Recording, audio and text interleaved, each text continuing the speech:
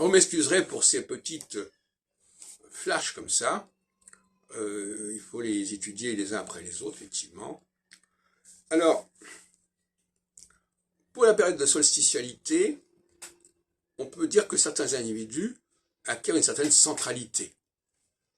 Ils sont remarquables, voilà. Et cette centralité, ils risquent fort de la perdre, ou dans quoi qu'elle soit suspendue, pendant une période de 7 ans, par exemple, en phase équinoxiale. En phase équinoxiale, on n'est plus dans le personnage providentiel auquel tout le monde se soumet et va rendre hommage, etc. On est dans une période où l'on aime les gens anonymes, on n'aime pas les gens qui sont trop en vue, si on peut dire. C'est paradoxal, mais en phase solsticiale, plus on a un bagage remarquable, mieux ça vaut. En phase équinoxiale, plus ce bagage est important, plus ça déclenche de la méfiance, voire de l'hostilité. Il faut dire les choses comme elles sont. Et donc, on voit bien dans la vie politique de quoi il s'agit, n'est-ce pas?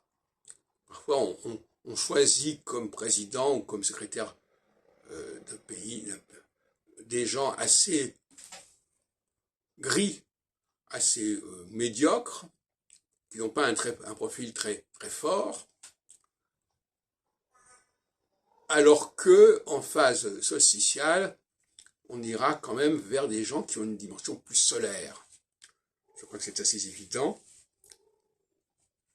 Et donc, comme je le disais tout à l'heure, ce sont des phénomènes qu'on peut étudier, qu'on peut suivre, au niveau notamment biographique.